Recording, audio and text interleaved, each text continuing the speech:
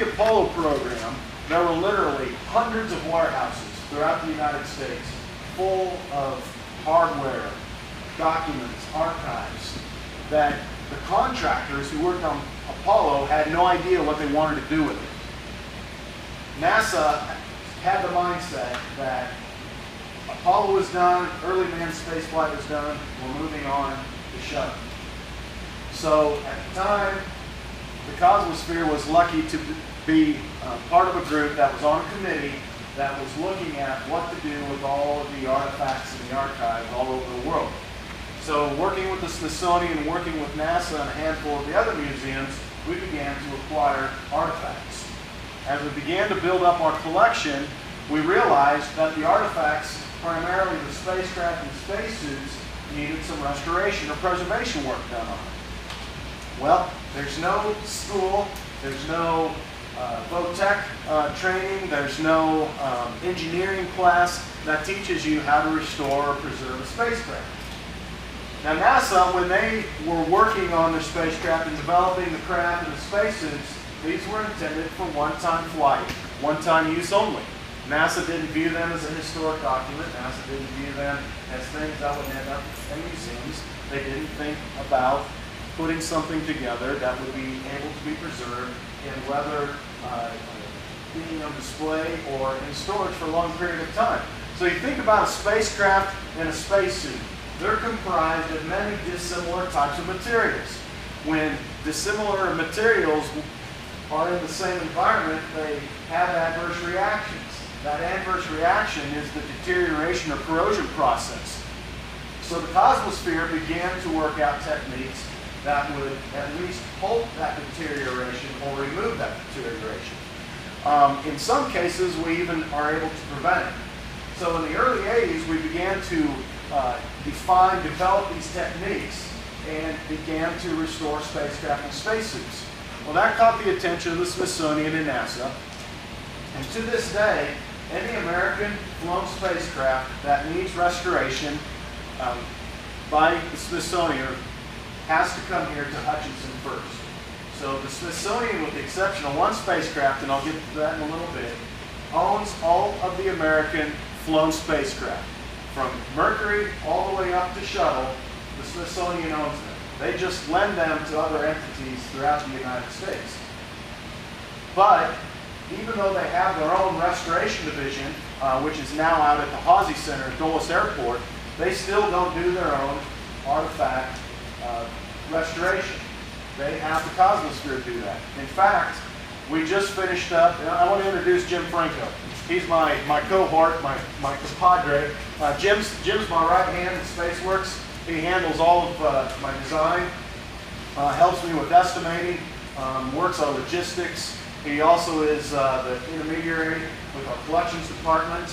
Those on the tweet got to see the curatorial department. Jim works closely with Meredith.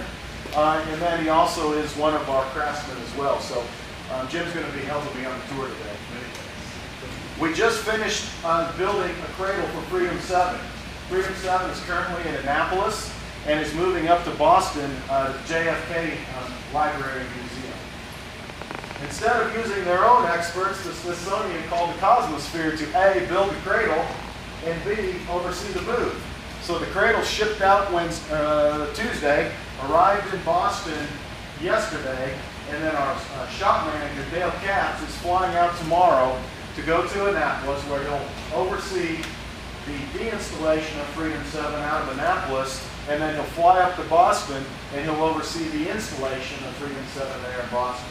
So the Smithsonian utilizes SpaceWorks to a high degree as it relates to their restoration of spacecraft. So as we're developing this science of spacecraft and spacesuit restoration and preservation, we also began to look at the need to have replicas. There's a finite number of spacecraft available for display anywhere. At the time, and this would have been late 80s now, into the early 90s, there was a real popularity in space. This was the time when Ron Howard was producing his movie Apollo 13, starring Tom Hanks as Jim Lovell. Museums were wanting to display spacecraft. So we began to build replica spacecraft. Using our own spacecraft that we have on display, as well as original blueprints and diagrams from NASA, we were able to reverse engineer and build full-scale, high-fidelity lunar modules, command modules, rovers, Gemini, Mercury, all the spacecraft. We've built dozens of Apollo command modules, lunar modules. We built several rovers, Geminis, simulators. So we began to develop that expertise. At that point, somehow Hollywood heard about this SpaceWorks company in Hutchinson, Kansas. One of our first and probably one of our most profitable calls was from Ron Howard's team. They called upon us and said, doing this movie, Apollo 13, you guys heard about it? Yeah, we've kind of maybe heard about it. We know you guys do a little fabrication. Would you be able to help us out? Well, we did help them out in a large way. We built 80% of the set hardware that was used for that movie. So the interior command module shots that you see, the interior lunar module shots that you see, the spacesuits that actually held pressure in that movie were all built right here in this shop. So we began doing Hollywood features. We began doing exhibit work for groups all over the country as well as all over the world. Today, we still are doing that. Today we're still working on projects for entities here in the United States as well as over in Europe and Asia. 4 years ago we completed a large installment of a museum exhibitry at Evergreen Aviation and Space Museum in McMinnville, Oregon. About a 25,000 square foot installation complete with a command module hanging from the helicopter, Gemini spacecraft hanging from the ceiling, Mercury spacecraft on display, lunar module in a setting that is a lunar scape with a rover. So if you're ever in the McMinnville, Oregon or Portland, Oregon area, I highly recommend you get out to Evergreen Aviation and Space Museum. Right now we're supporting a very large traveling exhibit project over in Europe. A group by the name of Nerminen Events is doing a large exhibit called NASA One. It's NASA, basically the history of American spaceflight. The Cosmosphere did a lot of the replicas for that group, as well as a release of artifacts. Nerminen is now looking at doing NASA 2, which will be a sister exhibit to NASA 1, but that's going to tour here in the United States. That exhibit will launch in Chicago in 2014. This October, the Nerminen group will be here to work out what the Cosmosphere is going to do for them. We're also working with a group in Israel, a group in Germany. We have quoted for a group in northern Italy to build a full-scale lunar module, rover, command module, Gemini. We're working with the Space Foundation out of Colorado Springs. So right now we have a lot of activity going on. You might ask, what is this? This is our current project. Back in June, I got a call from one of my contacts at a touring exhibition company here in the States.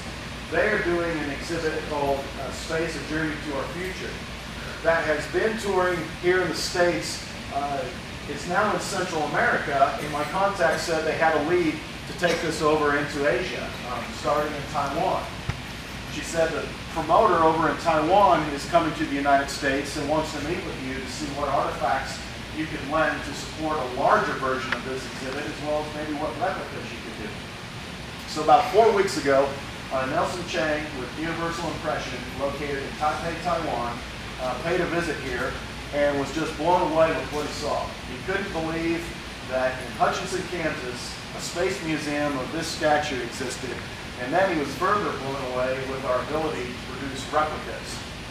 So at some point when I wasn't with him, he cornered Jim Franco and asked Jim, "Can you build a UFO?" Jim, being the good salesman that he is, said, "Yeah, sure, we can do that." No plans or design, or don't know what a UFO really looks like, but yeah, we can sure do that. Well, what is this going to be for? Well, they are doing a traveling exhibit in Taiwan called Alien Adventures. And so that is about UFOs and aliens and things of that nature. So prior to Nelson's departure from here, we had an agreement to build a full-scale UFO for him. So what you see here is the top half of a UFO and the bottom half of a UFO. So picture this, if this was up and this was inverted and came in underneath it, there'll be running lights around the middle of it. There'll be illumination coming from the top. There'll be white downlights and then a center blue light projecting. This thing is 20 feet in diameter by 9 feet tall. As we walk around, you can see Jim's designs and drawings. We'll cover it with aluminum all the way around. We'll have legs, and there'll be audio in there playing Martian theme music or something of that nature. I don't know. So this is scheduled to depart the week of October 15th. I'll let you in on a little secret that hasn't hit the press yet. We are looking to have a UFO party at the Cosmosphere prior to its departure. What we're trying to do is get it completed, so then that Friday, October 12th, before it leaves, we're going to bring it over to the Cosmosphere. We're going to have a big to-do about it, showcase the UFO. We're looking at a feature-length film called Hotel Transylvania, that's Halloween theme, Martian theme. You can kind of see a party evolving here. And we're going to get this UFO a great send-off. Then it will pack up, ship out. One thing about the shipment is we just got contacted by A&E. Is anybody familiar with the series called Shipping Wars? Yep. My son, Evan, and I just watched it for the first time last night. If you haven't seen the series, it showcases these 4 or 5 shipping companies, and they ship odd stuff.